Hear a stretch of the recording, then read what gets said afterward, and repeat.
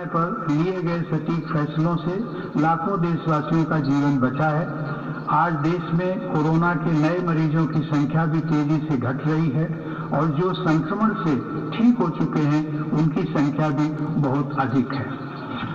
माननीय सदस्यगण, जब हम बीते एक वर्ष को याद करते हैं तो हमें स्मरण होता है कि कैसे एक ओर नागरिकों के जीवन की रक्षा की चुनौती थी तो दूसरी तरफ अर्थव्यवस्था की चिंता भी करनी थी।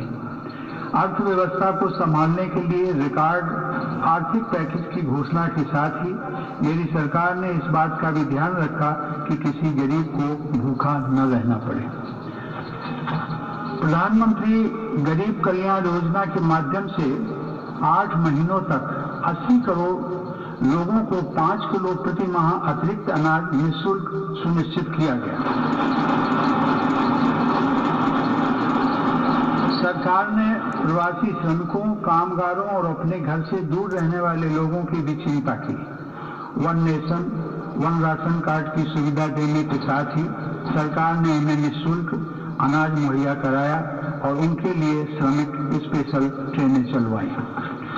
महामारी के कारण शहरों से वापस आए प्रवासियों को उनके ही गांवों में काम देने के लिए मेरी सरकार ने 6 राज्यों में गरीब कल्याण रोजगार अभियान भी चलाया।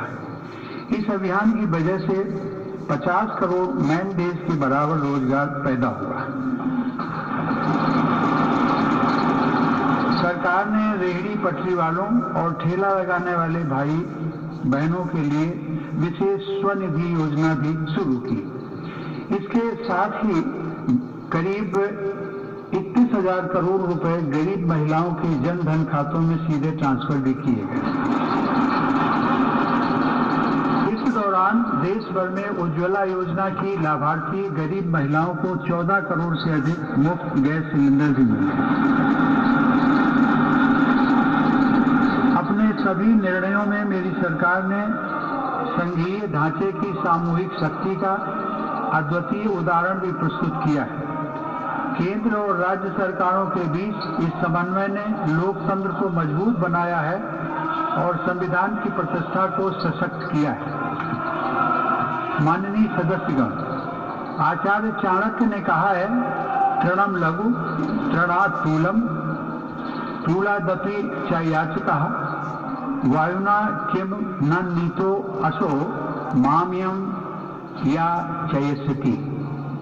अर्थात याचना करने वाले को घास के तिनके और रुई से भी हल्का माना गया है।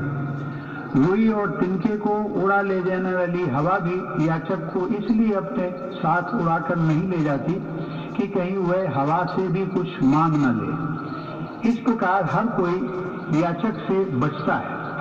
इसका अभिप्राय यह है कि यदि अपने महत्व को बढ़ाना है तो दूसरों पर निर्भरता को कम करते हुए आत्मनिर्भर बनना होगा।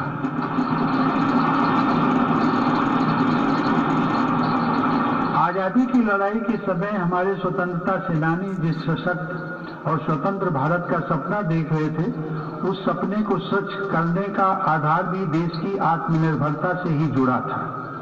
कोरोना काल में बनी वैश्विक परिस्थितियों ने जब हर देश की प्राथमिकता उसकी अपनी जरूरतें थी, हमें ये याद दिलाया है कि आत्मनिर्भर भारत का निर्माण क्यों इतना महत्वपूर्ण है। इस दौरान भारत ने बहुत ही कम समय में 2200 से अधिक प्रयोगशालाओं का नेटवर्क बनाकर हजारों वेंटिलेटर्स का निर्माण करके पीपीई किट से लेकर टेस्ट किट बनाने तक में आत्मनिर्भरता हासिल करके अपनी वैज्ञानिक क्षमता, अपनी तकनीकी दक्षता और अपने मजबूत स्टार्टअप इकोसिस्टम का भी परिचय दिया है। हमारे लिए यह और भी गर्व की बात है कि आज भारत दुनिया का सबसे बड़ा टीकाकरण अभियान चला रहा है।